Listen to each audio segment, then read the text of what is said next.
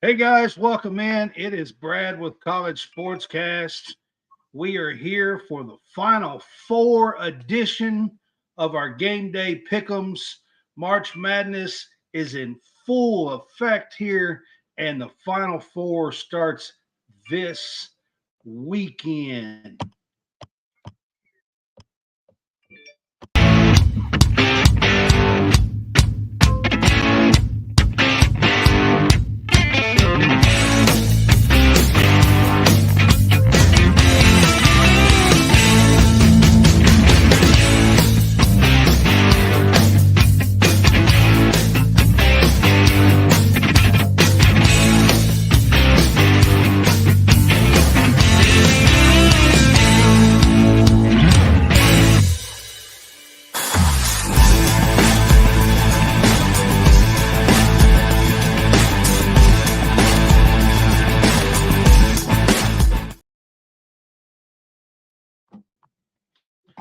All right, guys, welcome back. It's Brad with College Sportscast. I have Hammonds on here with me. What's up, Hammonds?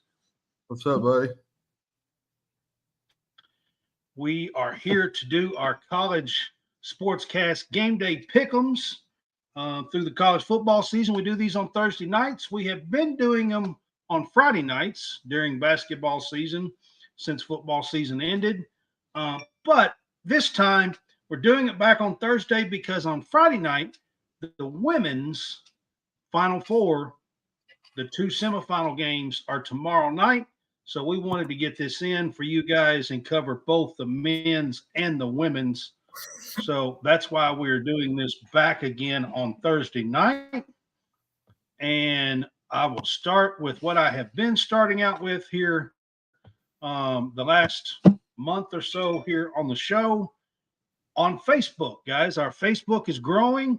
We are approaching 1,600 on our fan page, College Sportscast fan page. We just crossed over 1,500 not a week or 10 days ago. So we are growing quite a bit here, and we appreciate you guys. Just want to say, if you're on Facebook, there are two ways you can support us now. One is there on the screen. You can help support us by sending us stars on reels and videos, and you can do that by go to this the Facebook shop. You can get some stars and send us stars. Helps us to earn money. Or new way that you can also do it is you can become a subscriber. We have picked up about 4 subscribers this week. So I want to give them guys a shout out. If you are a new subscriber to us, I appreciate you. And I'm sure if you are on Facebook, when you comment here, it will probably pop up and show that you are a subscriber. So want to get that out of the way. And then the first thing that I want to get to tonight, we're going to do a college basketball scoreboard. You want to know why? Because they're not tasting it. Does anybody really want to know why? What's tonight? What's going on? The NIT championship. The NIT championship tonight. Indiana State is playing Seton Hall, and there's about 3 minutes to go in this game. It's the first time Indiana State has ever played in April. Just so you guys know. First time Indiana State has ever played in April when they played the Final Four here, these two games in the NIT. They are leading Seton Hall 77-70 with 2 minutes and 45 seconds to go. So I told you guys the last show we did at the end, I told you guys, I said, go Sycamores. So yeah, I'm still pulling for the Sycamores here. Yep. Kareem Abdul-Jabbar. Yeah. And the big trees. Listen, guys, I didn't make that nickname up. I promise. No, it was already. Wasn't me. It was already happening. It wasn't me. I didn't make that up. So don't. Yep. Dave What's up, Dave? Say, Dave is one of our new subscribers. I'll give you a shout out, man. I appreciate that. And he says, go ISU. That's Indiana State, in case you guys are following along. That's who he's talking about there. So I had to start out with that. I'll give you guys an update as the game closes out here, but I did have to start out with that. All right, John, before we get into our matchups and the Final Fours and everything we're going to talk about, let's run through some college sports news real quick. I mean, there's quite a bit going on. What's something you want? What's a lead that you want to talk about with college sports news that's going on? Well, Eric Musselman, former Arkansas coach, he is now the head coach at the University of Southern California.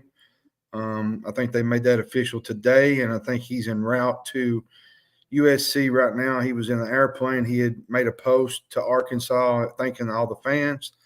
I think it's a good move for USC, honestly, because he's from that area and he knows the recruiting basis out there.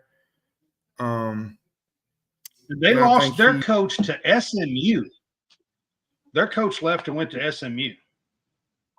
Yeah, and I think he'll do good out there in the recruiting aspect of things, and I think he'll do really well out there, especially where he's real, involved with where he's at and where he's from and whatnot. I think it'll be good for both parties. I think because if you look at it, Arkansas fans there was a point there where they was just disconnected from him, and he was the same way, and it was just a good thing. After this year was a tough year. I think Devo Davis had a really tough year, had some ups and downs, left the team for a little while. There's some stuff going on with him. Devo Davis has been pretty popular with Arkansas fans the last few years. And they had a rough season. Well, and then they had the little thing where there was a lot of rumors going around in the locker room. There was just so much stuff going on in that program at that time. There was a lot of stuff, and I believe, like you said, John, I know I've seen some people, well, that's kind of a lateral move, or that's not, why would you go from Arkansas to USC? And well, sometimes guys, it's a better fit. It's a mutual agreement between both parties. It benefits both of you. Well, I think people don't Arkansas realize was ready for a change, and I think that Musselman was ready for a change. Well, and two, he had been out there already near that area with Nevada, so it's not nothing new to him. You know what I mean? Like so, and he actually got a switch commitment. The Cohen kid from UMass, he decommitted from Arkansas, and now he's going to USC. So a lot of the players that he's recruiting are following him to USC. So it'll be interesting to see what happens there. On the second part of things, so a USC kid, Kobe Johnson, actually committed to the crosstown rival today, UCLA. Yeah, and Sky Clark committed, I think, committed yesterday or the day before. So UCLA's kind of loading up too. They're loading up in too in the portal. So the second part of this news is there's a lot of variables with this whole coaching move that Arkansas is going to do. I've heard Jerome Tang is getting picked up in an airplane. I've heard Chris Beard. We don't really know, but I do know this, that I seen a post, I think it was about 30 minutes ago, from an Arkansas beat writer, and he said that this whole coaching search was going to be very short and sweet. Like it's going to be done in a matter of time. Well, so we're going to probably know here. I've already seen that they are possibly en route to pick up Jerome Tang to announce him as the coach. Well, that's not official yet, but it's not official. It's just rumors. I'm saying I've heard rumors. I don't know if that's true or not, but if it is, this is all happening lightning fast. Yeah, it's like a quick process. Because, I mean, Musselman is literally 2 hours ago was on a plane himself leaving town. So, I mean, like, I will say this, there's been quite a bit of stuff about Chris Beard and some fans and people posting and wanting Chris Beard. For me, and I know the history of Arkansas. Arkansas probably, over the last 30 years has been one of the top 4 or 5 jobs in the SEC. I get that. But right now, when you look at it, Chris Beard is at Ole Miss. He's only been there a year. I don't really see why. I don't see why you would. I don't see why you would leave Ole Miss. Well, and I don't see where he would jump to go to Arkansas. 1 year and then jump and go to a division rival. I don't see that happening. But I mean, it's in the same region, same area. You're in the same conference. Mm-hmm. I just don't see the reason to jump that. I don't either. I just don't. The other news that I want to report is Justin Edwards is going to the NBA draft. I started to say NFL draft. The NFL draft coming up, but NBA draft. He didn't have the year that everybody was expecting at Kentucky. He did have the breakout game against Alabama where he had 28. After that Alabama game, I really thought he was going to turn it on, and it just seemed like he was in his head all season long. There was some things going on with him mental health wise. He had wrote about it or talked about it. I'll be honest with you. I never thought Edwards was utilized correctly the entire year. I honestly don't think that the offense was ever focused around him. Mm-hmm. Ever. I mean, maybe 1 or 2 games where he, hit a few shots. Outside of that, I mean, I don't think the offense was really focused around him. All Cal ever talked about when it come to Edwards was that he needed him on defense and defense this, and I need him to play defense if he's going to get more minutes. And that's all Cal ever talked about. But to be quite honest with you, Edwards is not a defensive stopper, okay? I mean, he's just not. Mm-hmm. And it wasn't just Edwards. He would have been a whole lot better in the offense. It was DJ Wagner. There was a lot of guys that just didn't have the year that we thought they was going to have. And, it's unfortunate. Reed Shepherd did a great year. Before we move off of Justin Edwards here, let me say this. He did not have the season. He did not have the leave with the expectations that we thought that he was going to have. However, I think he did have 2 or 3 breakout games there and down the stretch. And I think if he goes to the combine, mm-hmm. goes to some of these workouts and shows what he can do. He was a 2-time Gatorade Player of the Year coming out of high school. By the way, Seton Hall just beat Indiana State by 2. 79-77. Wow, you're so right. They just did. They scored the last 9 points in this game. Okay, before I lose my point here on Justin Edwards, what I was getting ready to say is I think he's going to show enough, and it would not shock me at all if Edwards does not slide into the late first round or early second in the draft. That's what I mentioned today. This draft is not as strong as it has been in the last couple of years. It's a really weak draft. If you guys remember, he was projected as the number 1 pick when the season started. He was. First in November, he was projected as the number 1 pick. I know he's dropped. And right now, I would say he's middle second rounder. But I believe he's going to show enough in his workouts and combine. I think this kid's got it. I just don't think Kentucky utilized him right. Mm-hmm. I really don't. You can say that about a lot of the kids that's come through there, though. Absolutely. And Justin Edwards is one of them. Devin Booker's one of them. Yeah, and so I'm telling you, I fully kind of expect this kid, Justin Edwards, to show out a little bit and to prove that he is a late first rounder, early second. That's where I think he's going to slide in. Women's news, Haley Van Lith put her name in the portal again today. She was transferred away from Louisville last year and transferred to LSU. She played at LSU this year with Angel Reese and Flau'jae Johnson and Morrow and Michaela Williams. And I mean, they had a just a smorgasbord of talent down there. And because of that, Haley Van Lith did not quite have the season that she had at Louisville. But I do expect her to be a hot commodity in the transfer portal. I do too. And thought I would hit that. I'm going to give you one of her schools last year that she came down to was Stanford.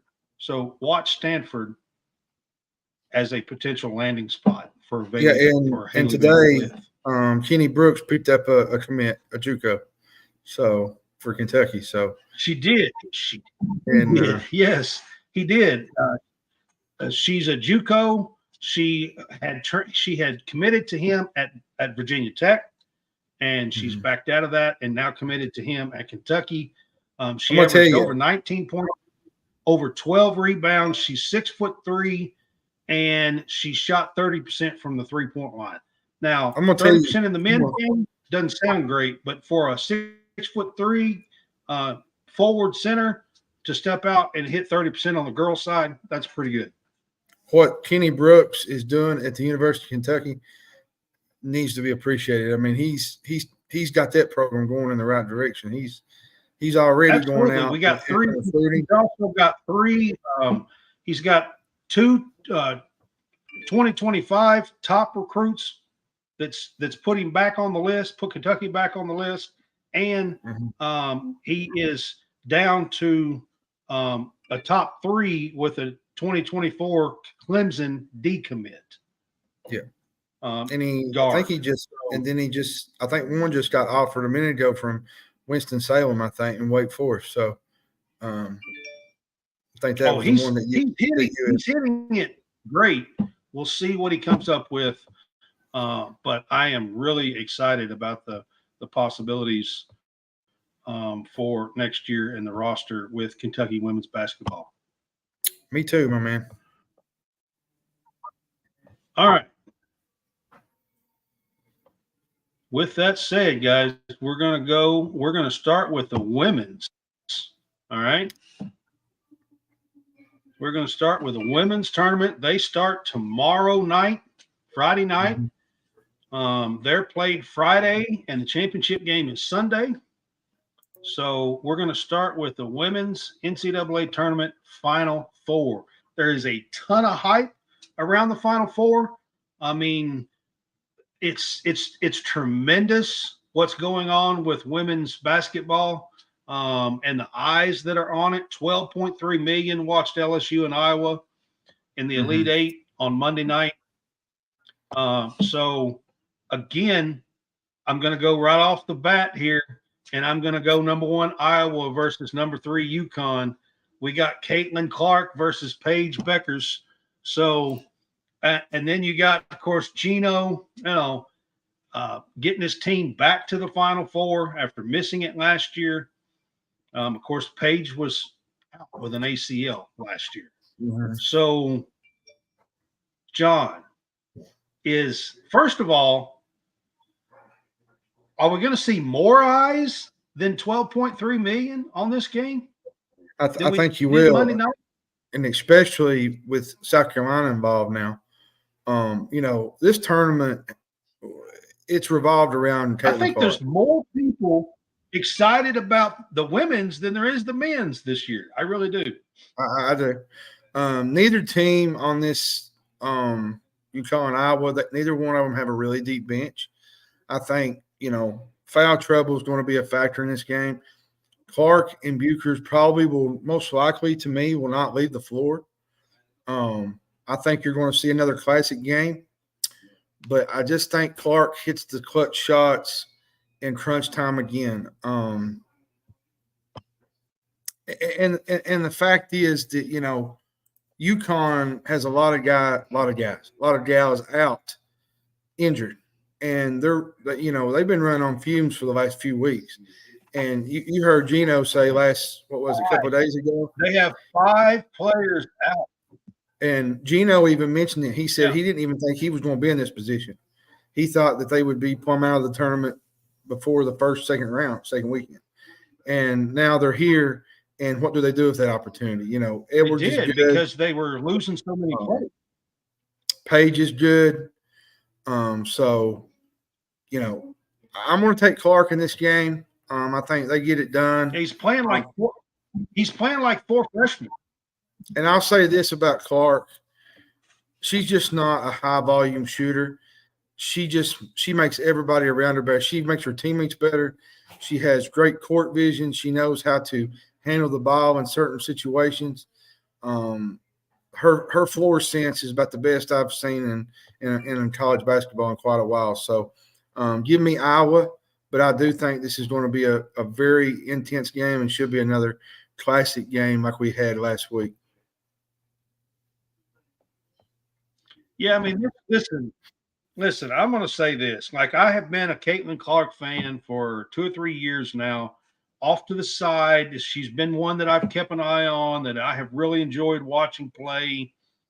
I think she was fun 3 years ago. These 2 teams met, which would be in 2021, 4 years ago, in 4 tournaments ago, when Cailin Clark and Paige Bueckers was when they were freshmen. Okay, I think they met in the Sweet 16. I think it was in the. Now, Cailin has greatly improved her team.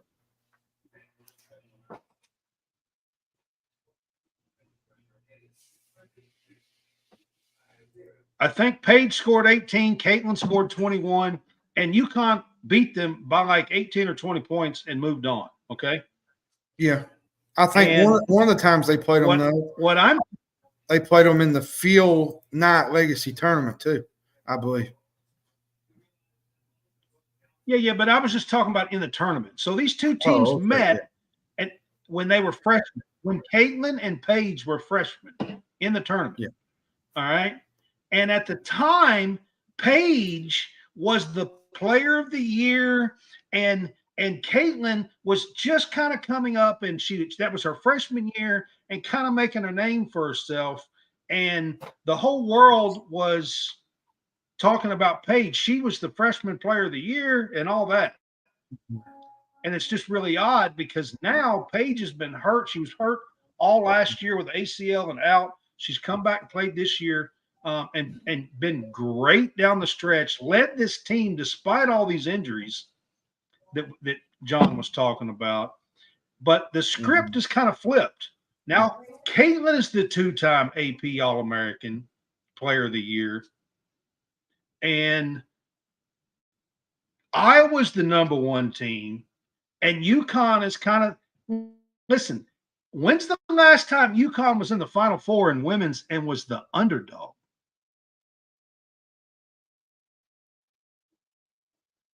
Guys, they've been to like 15 of the last 16 Final Fours or something crazy. Like it's crazy. They missed last year. Got knocked out in the Sweet 16. What's up, Robert? And Jonathan, 3-point contact. Give us an update here. I'm not watching it, so you can give us an update. But I think this game is going to be a great game. It's really hard to pick against Paige and Gino and UConn, just to be honest with you. But I've been a Cailin Clark guy for a while. I picked them to win it all, and I'm not backing out now. So go Hawkeyes.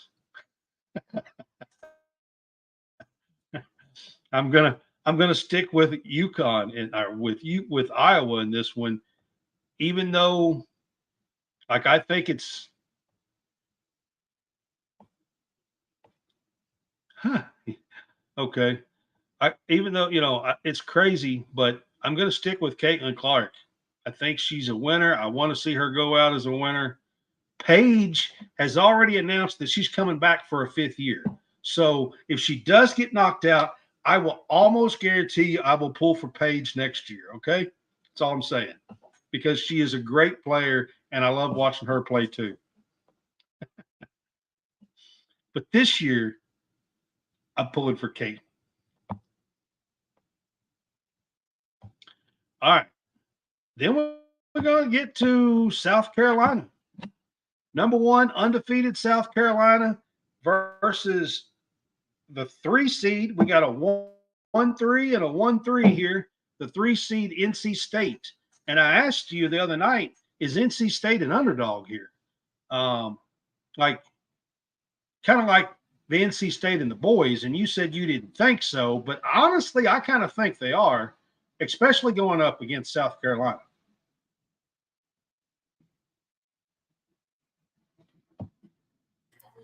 Thing about South Carolina is they have so many weapons they can throw at you, especially at the starter positions and then at the bench. They got, Cardosa, Fulwiley, Papau. Like, there's so many great players on this team, and Dawn Staley is the best coach in America. She's up there with Coach K. Let's just be honest. When it comes to, wins and career, NC State's had a good run. She's the 3-time consecutive coach of the year right now. NC State has had a great run. I really like this NC State team, but I just South Carolina's going to win this game by double digits. I think they just got too many weapons, too many stars, and it's not a long trip from Cleveland from South Carolina, so South Carolina's going to have a lot of fans there too. So they're going to have their back in Cleveland. Well, they have a following, that's for sure. Yeah, I've seen them play about 5 times this year. So I've seen them on the road. They definitely have a following.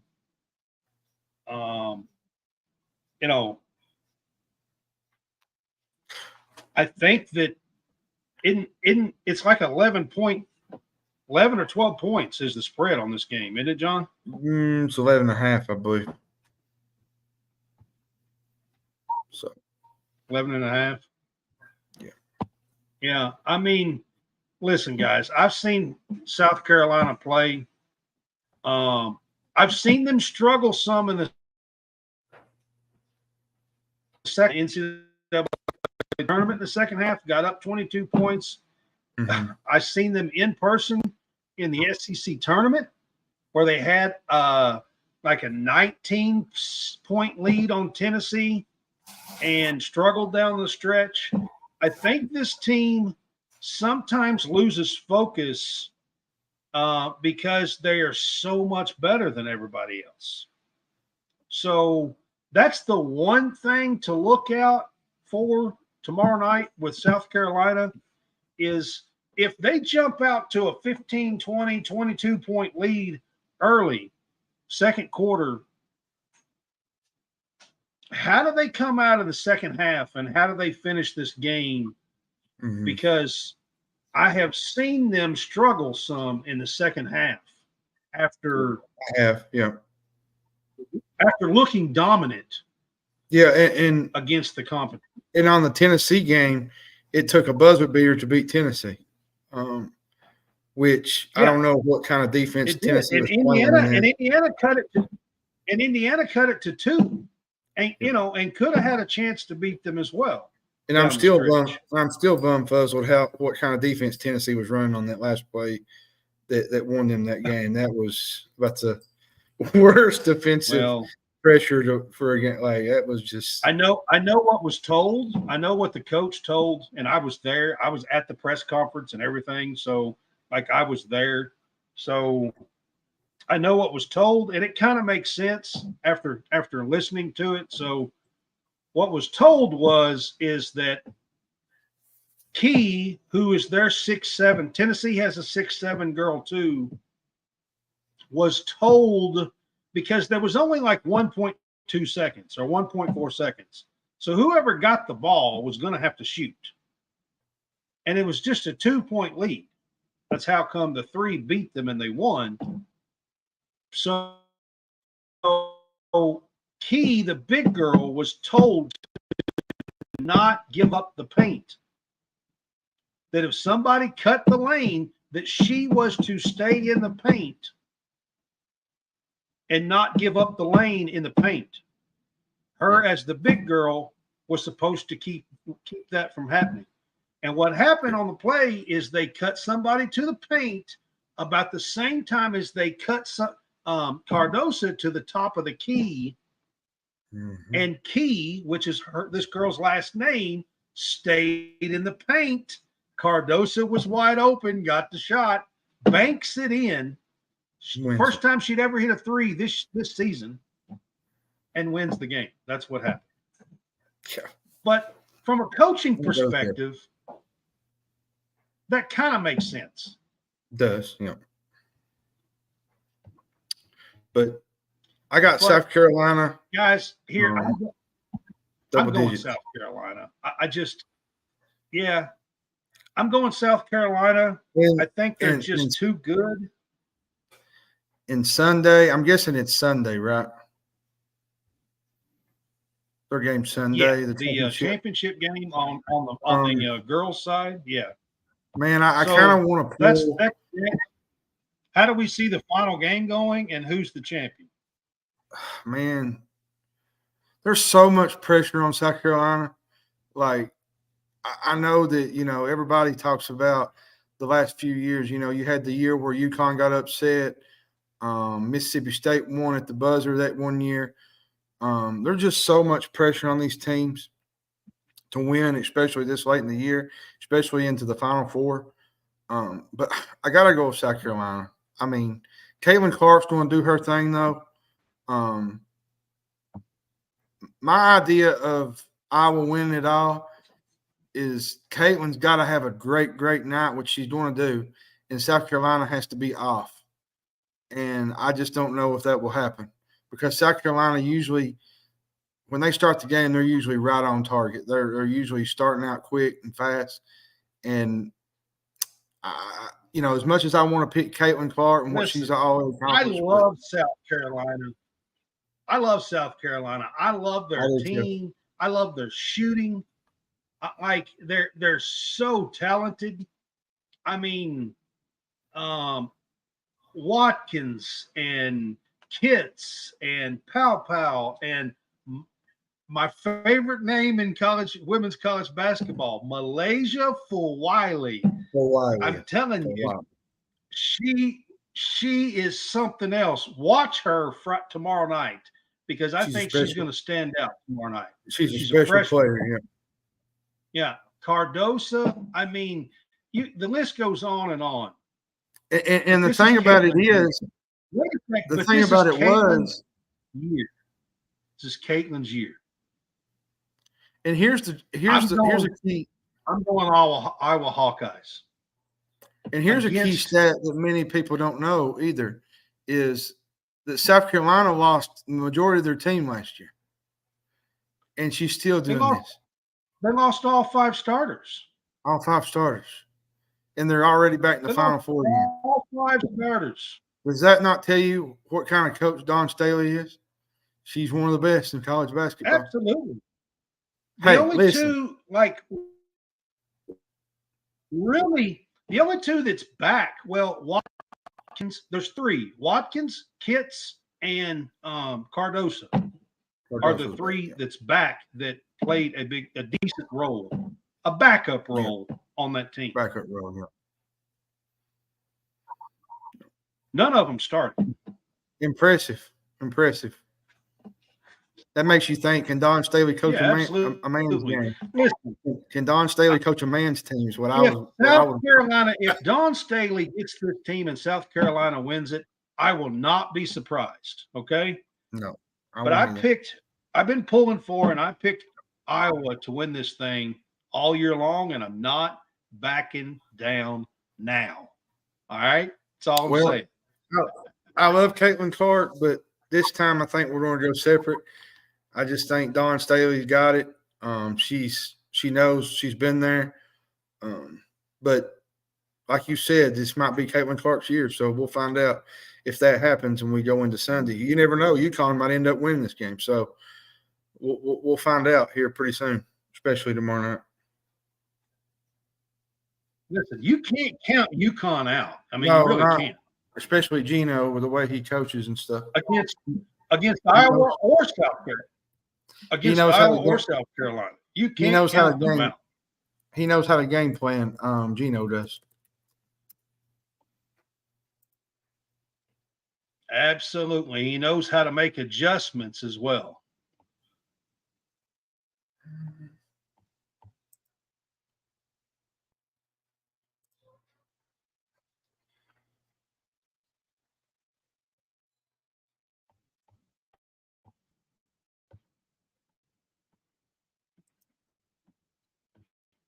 Did we freeze up?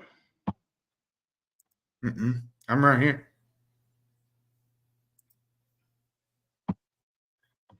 Okay. No, I'm here. I'm still here. Okay. All right, man. So we're going to go to the men's. All right. We're going to talk about the men's NCAA tournament Final Four. This weekend, the first games on the men's side start on Saturday. And I didn't actually look at the order of the games. I just put them in here. So I'm not sure who's playing first and who's playing second. But the first game we're going to talk about is number 1 UConn versus 4 seed Alabama. NC State and Purdue is the first game. So. Okay. I didn't look, so I'm sorry. But, that's my bad. No, you're good. You know, I'm just going to go and start by saying this. You know, UConn entered the tournament as the favorite to win the whole thing, right? And nothing that I have watched over the first 4 rounds has made me question that. My biggest thing is whether the Huskies won't win, but how much they'll cover the spread or how much they'll go over and under. Because, like, this team is on a mission. You know, they did this last year. You know, they come out and they just went through the whole tournament and just body bagged everybody. For me, I'm going to say this about Alabama. I think for Alabama to keep this close, I think they're going to have to score in transition. I think they're going to have to hit some threes at a high clip. Because if they do not have the defense to slow UConn. And I don't think UConn hasn't seen an up-tempo style like Alabama brings to the table. But I think for at least a half, Mark Sears and company will keep this game pretty tight. But to expect Alabama to stay hot the entire game against a really good defensive UConn team that comes out on the perimeter, that does things that Alabama has not yet seen, I just don't think they can hang with them for 40 minutes. I think UConn covers the 11.5 too. I think this UConn team is the best team in the last decade. Like the last 2 years, you could put them up there as a dynasty in terms of, you know, they win this one, I consider them a blue blood. I probably already consider them a blue blood, but they win this one, they're probably in that category. I am right there with you. If they win this the way they have been winning, they are absolutely now an official blue blood in college basketball.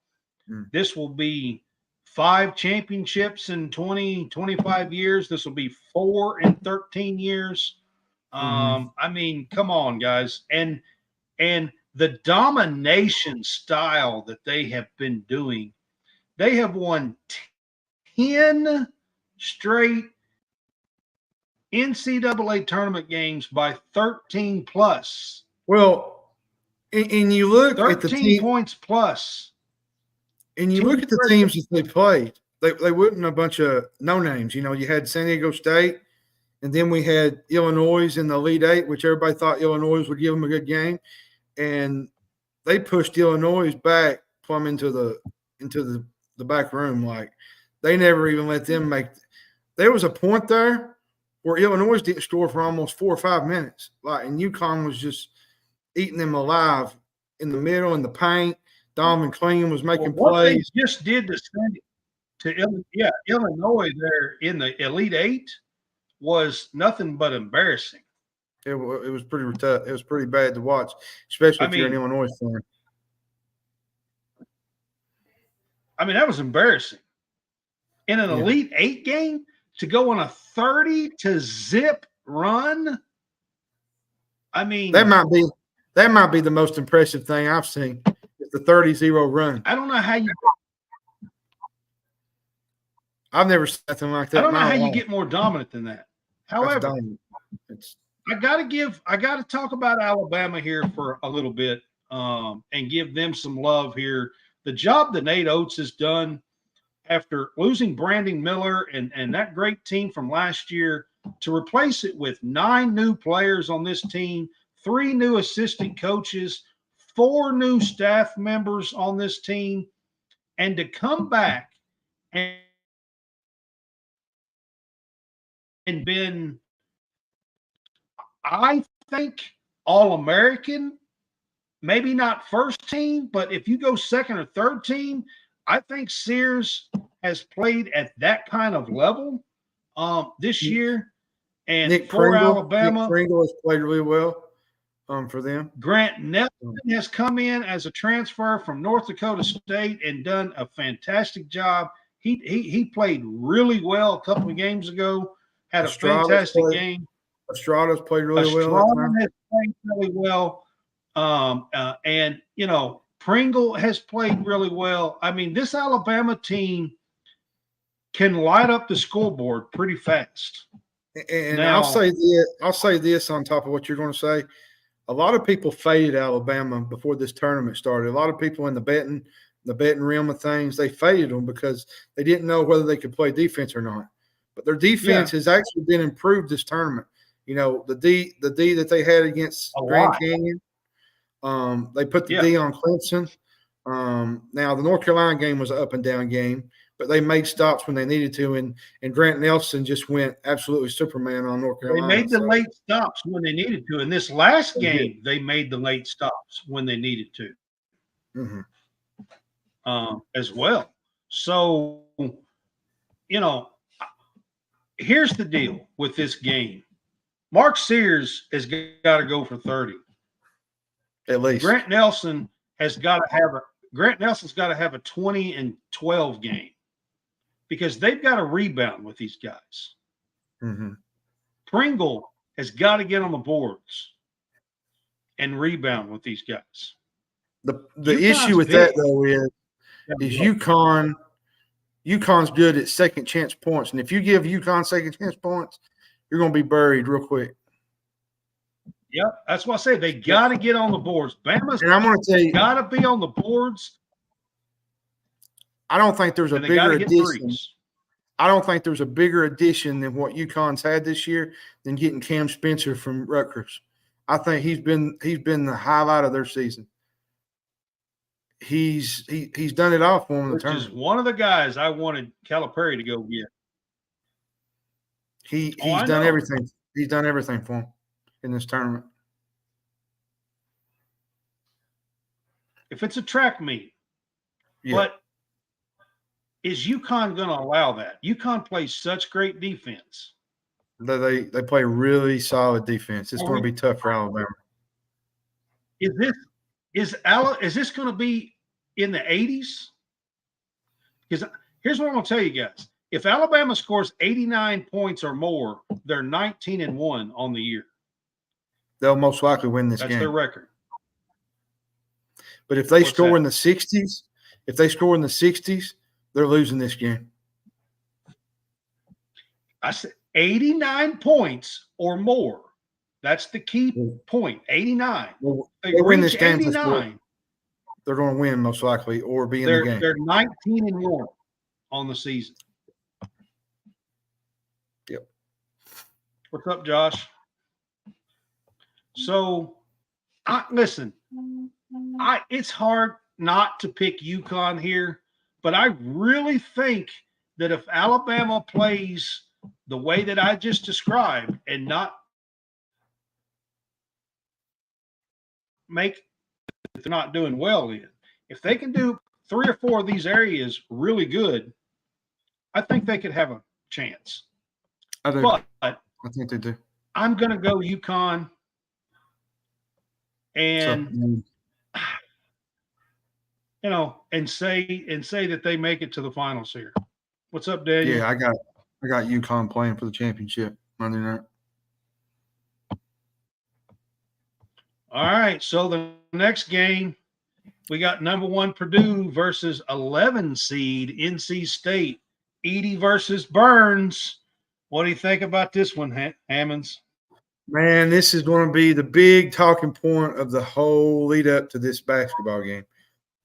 But the biggest thing that has improved since the start of this whole tournament is how they've improved both teams on the defensive side of the ball. My early prediction right now is Purdue. I just think Edey is going to make life tough for NC State.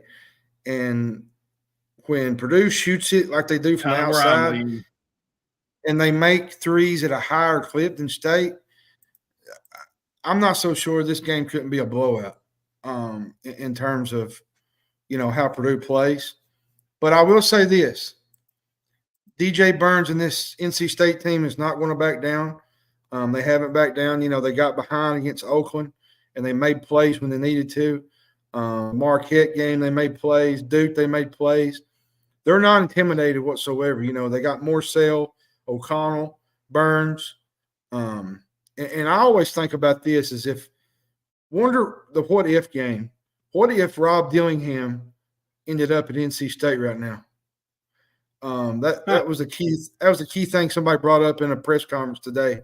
Like, what would happen if Rob Dillingham ended up actually where he was originally committed was to NC State? Could you imagine him with the guards they have plus DJ Burns? They might win the whole thing. Yeah, that's true. Come on now. But beyond that, I loved Rob Dillingham this year. He was so fun to watch. He was. But DJ Burns is a matchup problem, I think. Edey has probably not seen a big like him until maybe he meets him, or if they win, they play Klingon. And that'll be Edey's biggest test. Everybody thinks Edey's just tall and he does and this and this. Well, you don't watch basketball, obviously, because Edey does more than just, now I get the whole idea that, well, he gets all the calls. He gets a lot of favorable whistle calls, which he probably does, but he takes advantage of that and he just plays. I got to ask you a question, John, about Edey while I'm thinking about it real quick. Did you see him walk around the ladder and cut the net standing on the ground? Yep, I seen that. Pretty impressive. I mean, what did you guys see that? The ladder, they get up on the ladder and cut the net, and they turn around, and they celebrate. Edey walks around the ladder and just reaches up and cuts the top of the net, standing on the ground. Well, like I said, with the whole Purdue thing, is they shoot the three at a very high clip, and when they're going in, they're hard to deal with. You've seen the last, 3 or 4 minutes against Tennessee. They just buried Tennessee late in the game, and that's no smack to Tennessee. Tennessee's a really good team. They just did not have no answer for Edey. He had 40 points. I mean, the guy just took over the game, and I think that's what's going to happen here. God, I want to pick NC State really bad, and with the underdog story, the Jim Valvano story, but I think this is where it ends right here. Purdue's really tough. It's going to be a tough. Where I'm leaning. This whole DJ Burns and NC State story has been great for the NCAA tournament. For them to make this run all the way to the Final Four. Kevin Cleats and stuff, and the job that he's done to get this crew to jail at the absolute perfect time. Because, I mean, let's face it, like you said the other day, if Virginia sinks a couple of free throws, they don't even get in the tournament. They don't even get in the tournament. Well, and you even go as far as that. If O'Connell doesn't bank that three in, they don't even go to the tournament either. Like, they had a bank three from missing the tournament, and now they have a bank three where they've won, 9-10 straight? And now they're in the Final Four. Like, impressive. Come on now. Yeah, it's impressive. I mean, they are the first team ever to make the Final Four with 14 regular season losses. Very impressive. I mean, they went to the ACC tournament. They were 17-14, 16-14. It was 17-14, I believe. Yeah. 17-14, I think. I mean, they had lost the last 4 or 5 straight going into the ACC tournament. I mean, so the story here is amazing. You know what changed? But I read about this a little bit today, and I watched some of the games in the tournament, and I just kind of picked up on things in film. What changed was their defensive effort. They played really good defense, and the fact that DJ Burns just absolutely went ballistic. He went on a run that I've never seen before. He was good early in the season. He was good at times, but he just took it to another level once it turned tournament time. Yeah, but I mean, he's been like a 12-point guy. 12 and a half, 13-point guy. He kind of went nuclear in this ACC tournament and NCAA tournament, and that's what's propelled them to where they're at. He's playing way beyond what he's ever played. And it ain't so much DJ Burns. It ain't so much DJ Burns. Morsel's played really well. The guards that have played really well, they've hit some shots when they needed them, especially in the Duke game. The Oakland game, they hit some shots. Oakland was like 50 seconds away from beating them if it hadn't been for a couple of shots go in and things changed the trajectory of that game. So give credit to NC State for hanging in there and battling and fighting through and finally getting to the Final Four for the first time. All of this. Talked about NC State for quite a bit here. I got to get to Purdue. I mean, for me, Zach Edey has been playing like a man possessed, if you ask me. I think he's on some kind of a streak where he's got like 25 and 15 or something like that, like 5 in a row or 6 in a row or something like that in the NCAA tournament. Might even be 30 and 15. 25 and 15, 30 and 15. There's some kind of a streak that he is on. And I mean, he's been playing like a man possessed. And his team around him is a lot better.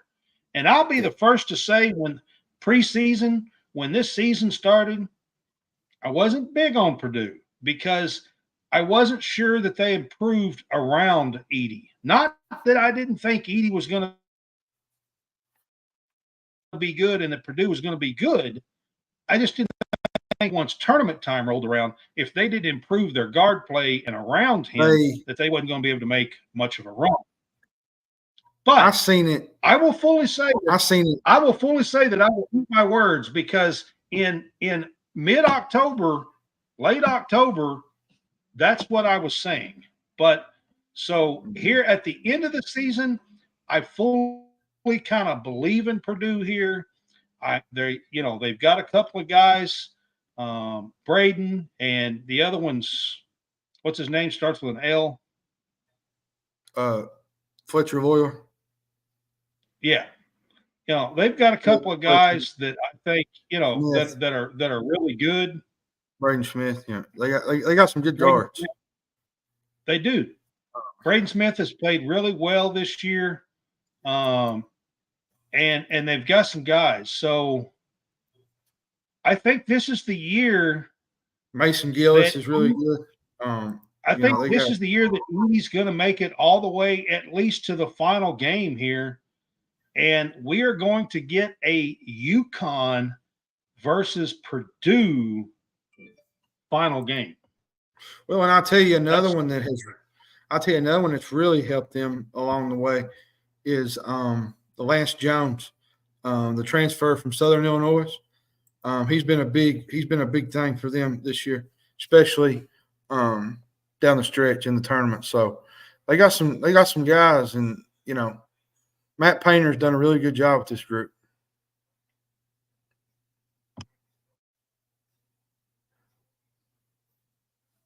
Oh, yes.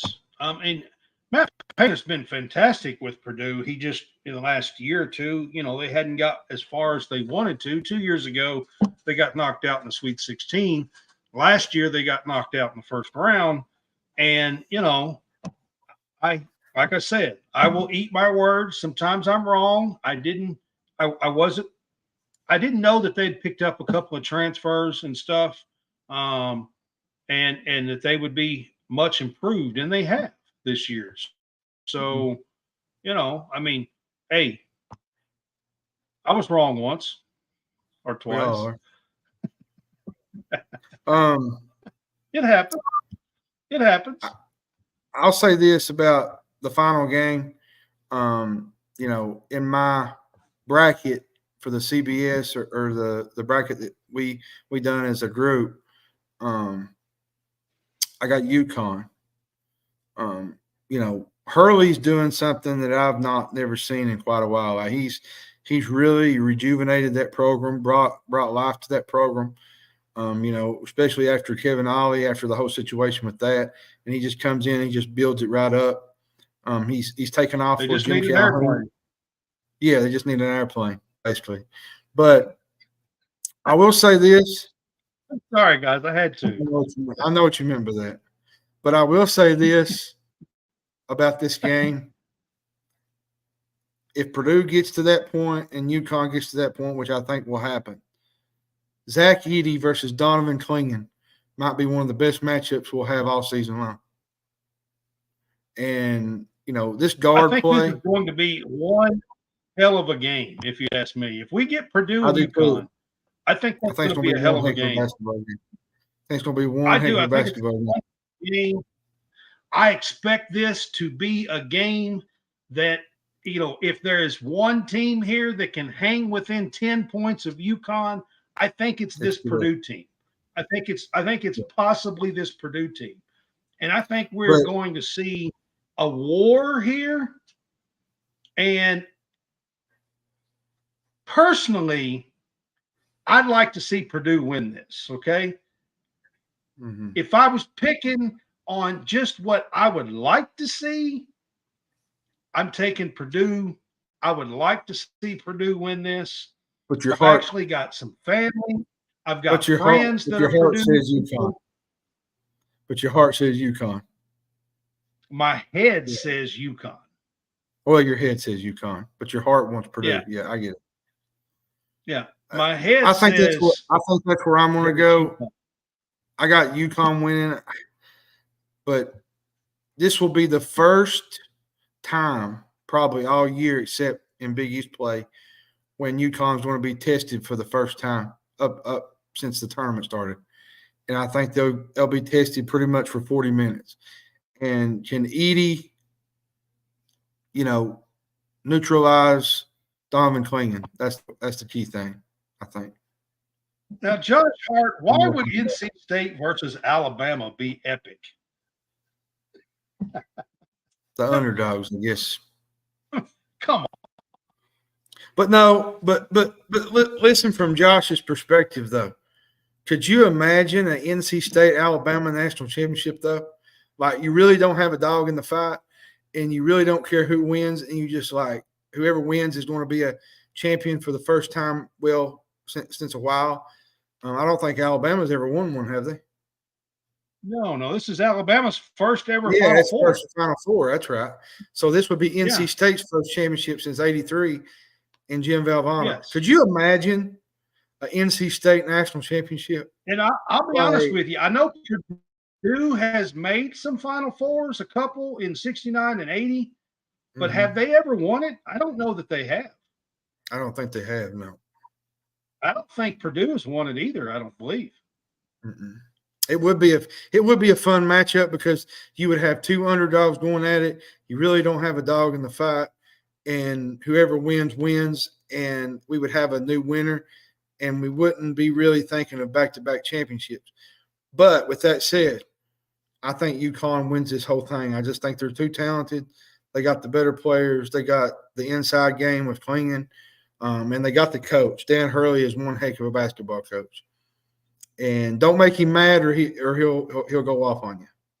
That's just Dan Hurley. That's for sure. Absolutely, I agree, 100%. But that's just how he comes off. He's just that way. And I'll say this about the whole playing thing. Everybody's laughing and cutting up about. So Houston or UConn did not get on a plane. A joke about it. UConn did not get on a plane till what was it, 3:00 this morning? They had been sitting for almost what was it, about 5 or 6 hours? They had been.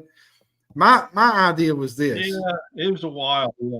My idea was this, and I know I'm gonna play devil's advocate on this, but my idea was this: was Dan Hurley did that for motivation, so he could whip the teams in the Final Four, where people would like put the whole world against us against UConn deal, and he would play it off as like motivation. I know that's probably not the case. They probably didn't have plane. They probably did have plane trouble, but could you imagine though using that as a motivational tool, saying us against the world mentality with the plane? Like to me, that would be the coolest thing to ever think about if they actually won and he told that. I think that would be pretty neat if it. Actually, a motivational tool for a plane. Like, come on now, like, but. I just was having a little fun with it because there was some jokes going around that Hurley needs a plane. It kind of reminded me of the time that John Calipari in Memphis, everybody was looking at the door. If everybody remembers the door, everybody was watching him go through that door. Everybody was waiting for the day that door would open and somebody would come out of it. Like the door is a big thing in Kentucky basketball history. And I thought that was kind of neat with the whole plane thing. Everybody's waiting for a plane. So, yeah. All right. So that is going to wrap up our show. And we are probably not going to do a show on Sunday. Although I don't know. I haven't made up my mind. If I do a show on Sunday, it'll probably be an early show on Sunday before the women's final game, because we could do a short one on Sunday and talk about the final game matchups for Sunday and Monday. And then on Tuesday, we have a big summer coming up though. For everybody involved, like we got college baseball. Major League Baseball is just starting. We'll probably do some more bits and pieces with John Roberts with Auburn baseball. We're going to cover some more baseball. And for those wondering, I just wanted to kind of shout out Kentucky baseball. They're ranked number 17th in the country this year. We finally got us a baseball team this year, so maybe we'll do some things and maybe go to the regionals. Series. They play number 13 Alabama this weekend. Alabama this weekend. Yep. Yeah, they have a big. I just kind of want to shout out. I want to shout out Emma King too. The interview the other night, it was a really great interview. She loves Kentucky basketball. She's been raised in it from birth. Her dad taught her. If you listen to the interview, he brought her up on that. Emma King is a really great human being, but she was also a great basketball player. And that's what I took away from that interview. She has a lot of love for the blue and white. And shout out Emma King. Oh, absolutely. Emma's fantastic. I loved having her on. She's got a great spirit. She's very approachable. She's funny, charismatic. You know what I mean? Like there's so much great about her on top of athletic, passionate, we're going to work on all the stuff in sports. And we're going to do some lady cat. We're going to do some lady cat segments. We're possibly maybe on the road have some more interviews. So be on the lookout. Yeah, we're planning on doing some. It's going to be the off season soon. There is some stuff going on with Kentucky women's basketball here with the roster. Some things that's going on currently. Yeah, but it'll be the off season soon. But I am going to try to get at least one or two more before we close out this season. Coming up on College SportsCast after the Final Four here, we will, of course, talk about some topics to finish off college basketball, but we're going to move our focus to the NFL draft for the rest of April. The NFL draft covers the college kids. The last Thursday, Friday, Saturday of April. And we are going to move our focus, a lot of our focus, not maybe all of it. We'll still have some topics on college stuff and things like that on some of our shows. But we're going to move our focus towards the NFL draft and SEC college baseball. And then in May and June, we will cover SEC baseball. We'll cover the SEC baseball tournament. And then hopefully we will cover the College World Series and the playoffs, the tournament. 64 there. Guess what's coming? College football. College football is coming. Yeah. That'll be in June. And then, to be quite honest with you, we will take a little break in July. The only time I plan on really doing anything in July is we will cover the SEC media days for football. Outside of that, we will probably take a break in July. We did that last year. And after April here, we will probably slow down to at least 2 episodes a week. We probably will not do 3. So no, it's just kind of give you a heads up. Usually during baseball season, it gets kind of, not saying it gets kind of slow, but college basketball is over. The only thing you really got in college basketball is, the transfer portal and a lot of coaching moves and a lot of different roster turnovers. The end of June is the end of the College World Series and the NBA draft. It's all kind of in that same. Well, you got the college football portal, I think, opening back up soon, just for a short period of time. So there'll be some moves made there with the portal. So there'll be some news. That's in May. Yeah. So there'll be some news there. So a lot of great things happening here.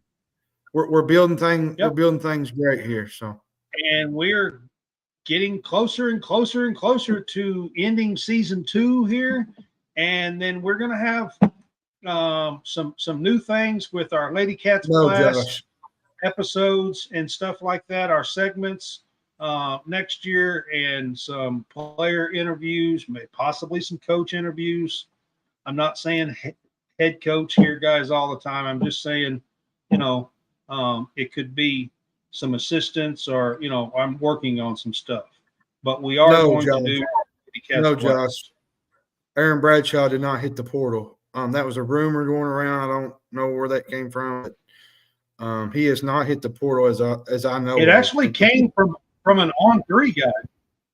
Yeah, it actually came from an on-3 guy. It wasn't just a rumor. Oh, well, okay. Well, there was one that somebody had made a comment about, so I didn't know. Yeah, I don't. So, but I do know. But from what that I talked to a few people today, and I seen a comment yesterday that Kentucky is really in with Cliff Omori from Rutgers. So there's a lot of interest there. So we'll probably find out some news here in a couple of weeks. We just found out tonight Justin Edwards was going to the NBA. So a lot of things are going to take shape here in the next couple. And a lot of things take shape usually during the Final Four. There's a lot of movement going around, a lot of coaches moving around. A lot of players, a lot of people talk at the Final Four. Like a lot of people kind of get connected and find out information at the Final Four, and that's when you usually see a lot of news break. Because we've seen it last year. All right, guys, we're going to end it. Remember last year, Brad, when Hunter Dickinson and Max Abbas, all them, it was near the Final Four. Everybody started jumping in the portal. So maybe we'll see some bigger news here coming up. Great show again. All right, guys, we will see you guys possibly early on Sunday, and do a short show maybe on Sunday just to preview the 2 finals games. Okay. Sounds good.